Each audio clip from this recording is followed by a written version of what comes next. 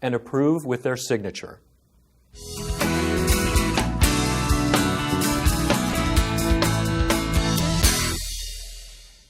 Penalties for HIPAA violations can be severe. HIPAA is enforced by the Office for Civil Rights, abbreviated OCR, which is a part of the U.S. Department of Health and Human Services. HIPAA penalties depend on what crime was committed and what the violator did, if anything, to correct the violation. If a violation is committed and the violator corrects the problem on his own, credit is given for that. If a violation is committed and the person does not correct the problem, ignores the violation, or doesn't care, this is also considered. Whether a violation was committed intentionally or accidentally is also important when penalties are determined. The minimum fine for a minor HIPAA violation is $100. But the maximum fine for a serious HIPAA violation is $50,000 per single violation, with a $1.5 million maximum per year. Criminal HIPAA violations can also include prison sentences of up to 10 years for each violation. In 2013, the final rule made HIPAA enforcement and penalties even stricter, with mandatory investigations of all cases where willful neglect is involved. Also, the OCR's previous policy of resolving HIPAA violations using informal means, meaning no financial penalties, is no longer in effect. HIPAA enforcement is now serious business.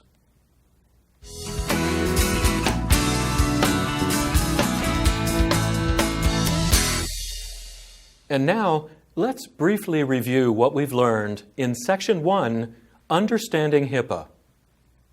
We covered HIPAA basics, including the privacy rule and security rule, and I pointed out that these are the two most important parts of HIPAA for business associates and covered entities. We learned how HIPAA changed in 2013 with the final rule, including tougher enforcement and penalties. We covered the HIPAA terms you need to know. We looked at the history of HIPAA, yesterday, today, and tomorrow. We looked at privacy rule basics, HIPAA compliance, and why HIPAA is needed in the first place. I discussed security rule basics and security rule compliance. We looked at patient rights under HIPAA, and those are your rights too. We looked at penalties for HIPAA violations, which can be severe. In our next section, Section 2, we'll learn about working with HIPAA.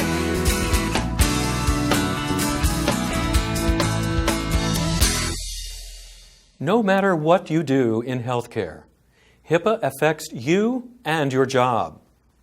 As someone who treats patients or who handles patient data, HIPAA requires you to do two things on a daily basis. 1, protect PHI to the best of your ability.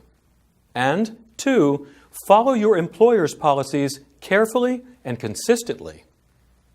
Even if you think your employer's policies are wrong, as an employee, you are still required to follow them. Even if you think your policies conflict with HIPAA, follow your employer's policies faithfully and not your interpretation of HIPAA. First and foremost, learn and follow your own policies to the best of your ability. They are designed to include all of HIPAA's requirements and much more.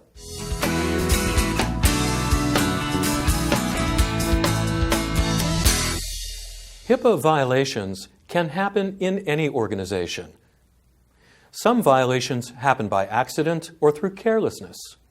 Others happen when someone steals PHI for personal or financial reasons. Regardless of how they are created, all HIPAA violations pose a serious threat. Let's look at the most common ways HIPAA violations are created. In some violations, employees discuss a patient's condition in an elevator, restaurant, parking lot, or other public place and are overheard by someone who knows the patient. In other violations, unshredded PHI is retrieved from a dumpster and used for identity theft or fraud. Curious employees sometimes browse medical records of family members, friends, celebrities, or other newsworthy patients. In some cases, employees are tricked by hackers or other criminals into disclosing PHI. Improperly trained or untrained employees can be careless with PHI and create a violation. Or terminated employees may gain access to company computers and steal or compromise PHI. In some violations, insiders with personal or financial problems take advantage of their employee access to steal PHI. Please note that compliance with HIPAA and handling PHI carefully will help prevent many types of common violations from happening. And preventing HIPAA violations is the best approach. While non-compliance with HIPAA is a violation, violations where PHI is wrongfully disclosed are much more serious than HIPAA non-compliance. It's always easier and less costly to prevent violations than to clean up the damages that result from them.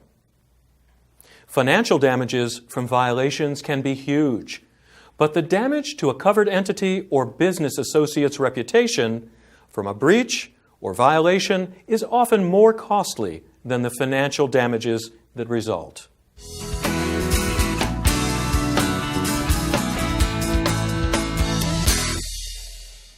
The HIPAA officer is the HIPAA leader in an organization. The HIPAA officer is the person responsible for HIPAA activities and HIPAA compliance. Every covered entity must designate someone as a privacy official, called the HIPAA privacy officer or just the HIPAA officer. Some larger organizations have a separate privacy officer and security officer, but this is not required. In some entities, the HIPAA officer is also the compliance officer for all compliance needs, not just HIPAA. Under the HIPAA regulations, the HIPAA officer must be an individual, not a committee or group. Covered entities must also designate a contact person to receive privacy complaints.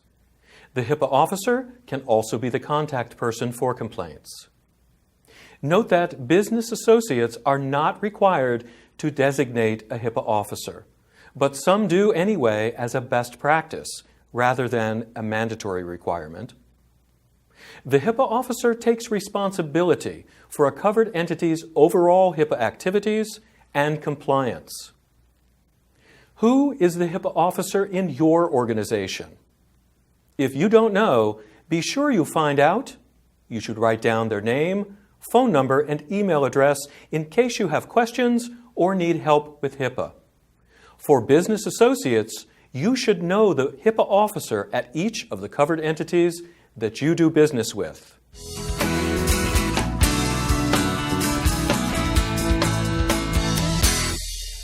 On the job, your employer's policies are even more important than HIPAA. Policies are a HIPAA requirement because employees are not required or expected to read the HIPAA law or regulations themselves. Policies are supposed to translate the complexities of HIPAA into clear guidance for workers to do their jobs correctly. Policies include more than HIPAA.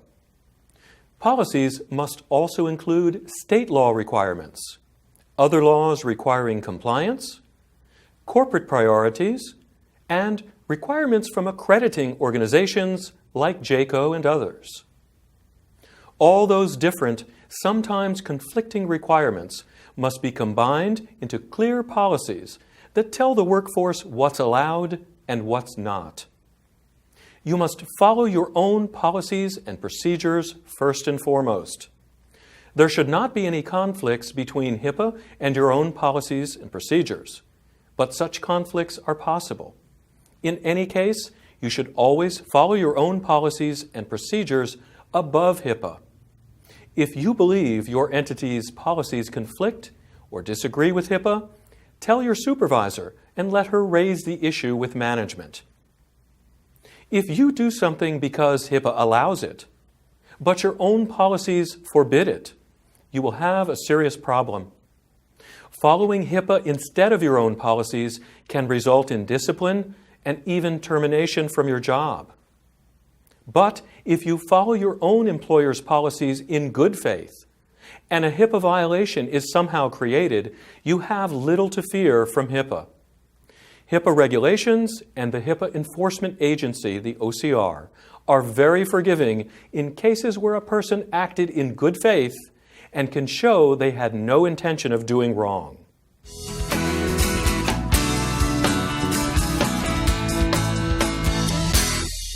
PHI disclosures are serious business, and they must be made carefully. Recall that disclosures for treatment, payment, and healthcare operations do not need an authorization. But for all other disclosures, you have 4 basic disclosure choices.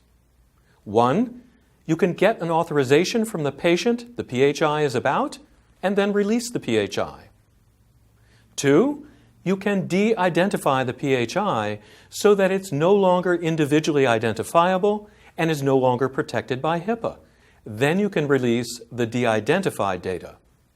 Option 3, if the disclosure is for research, public health, or healthcare operations, you can create what's known as a limited data set from the protected health information and get a data use agreement signed, and then you may release the data. And finally, option 4, do not make the disclosure.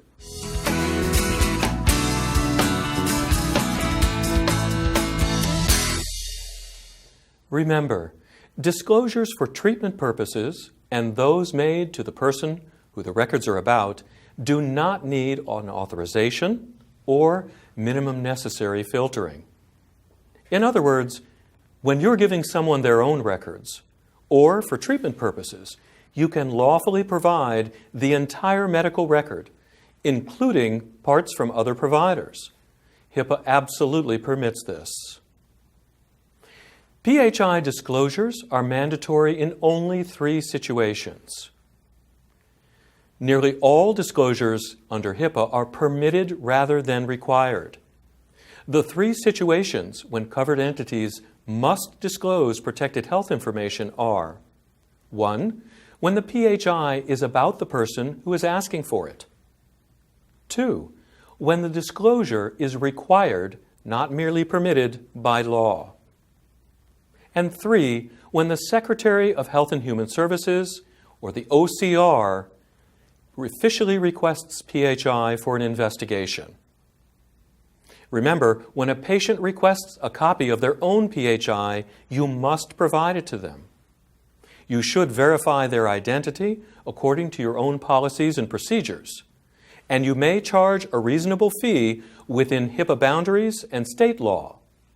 But you are required by law to provide patients with their own records when they request them in writing.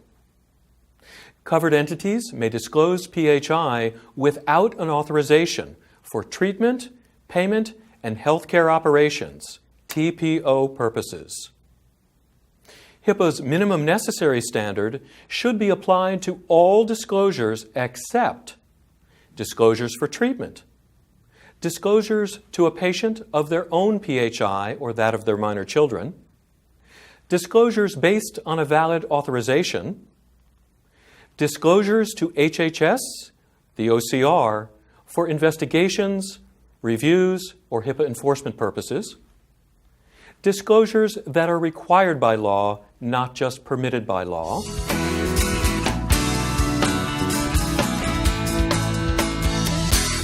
and limited disclosures to family and friends are permitted without an authorization. If the patient is present, a provider may discuss the patient's health information with a family member, friend, or other person if the patient agrees or when given the opportunity if the patient does not object. A provider may also share information with these persons if he or she decides the patient does not object. Providers may share or discuss only the information that the person involved needs to know about the patient's care or payment for care.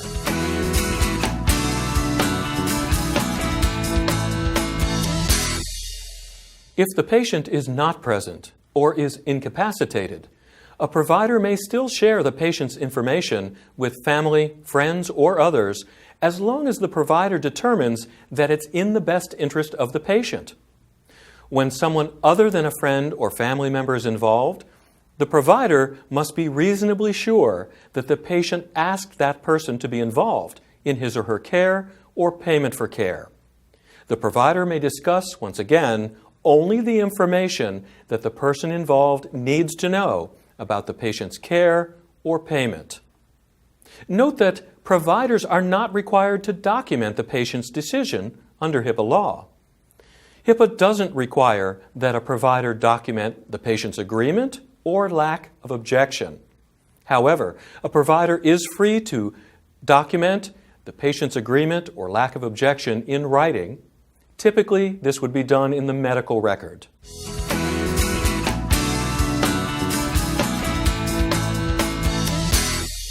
Covered entities and business associates are expected to comply with HIPAA in a wide variety of situations.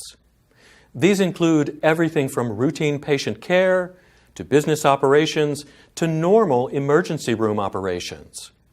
However, if you are ever in a situation where you must choose between privacy and a patient's life, you must always put the patient's safety and well-being ahead of HIPAA.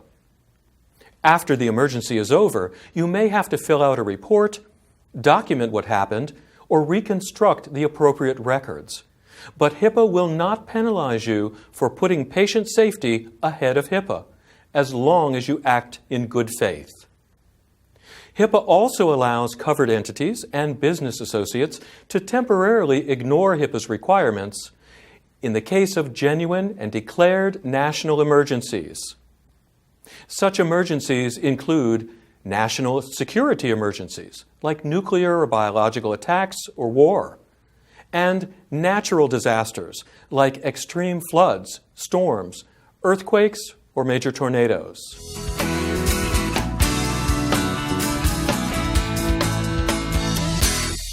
Education is the most important key to HIPAA success. Leaders must understand HIPAA to reach full HIPAA compliance and to avoid violations. HIPAA officers need to know as much as possible about HIPAA, state law, and other related laws. Workers at every level need to understand the risks to PHI and how to protect it. The IT department needs to know how to protect ePHI on computers, networks, and other electronic devices. After HIPAA training, everyone needs to stay aware of HIPAA and protect PHI at all times. The second key to HIPAA success is proper documentation. Be sure you keep HIPAA-related forms and paperwork up to date and well organized. Remember, your paperwork is the only evidence you have of your HIPAA compliance. And the third key to HIPAA success is to understand the value of protected health information to criminals. PHI has a financial value to criminals. To the wrong people, PHI is worth money. In fact, PHI in a person's medical record is very similar to the information people carry in their wallets. And we all know how upset we would be if our own wallet were lost or stolen. Underground markets exist on the internet where people's PHI and other stolen personal information is bought and sold by criminals. And unfortunately, once PHI has been lost or stolen, it's nearly impossible to recover.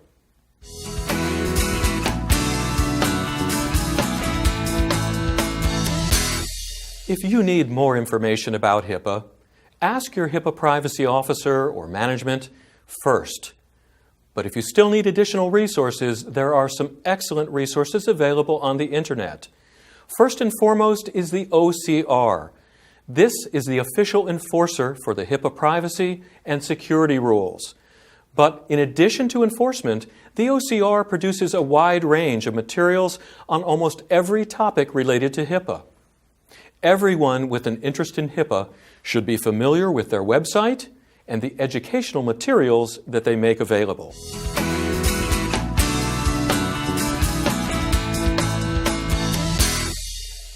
Many websites offer access to the HIPAA law and regulations online, including the OCR. But our favorite is a version offered by Ohio law firm Bricker and Eckler. In our opinion, it is the simplest and easiest to navigate, and we highly recommend it.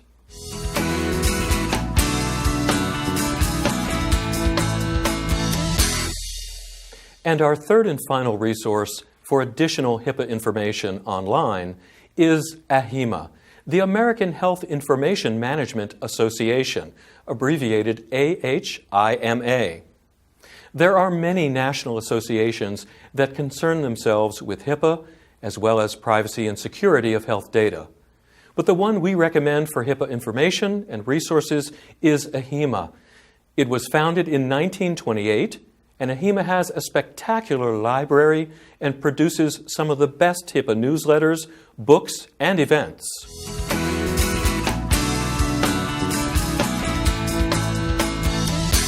Thank you for joining me for this basic HIPAA training course. Let's review what we've learned.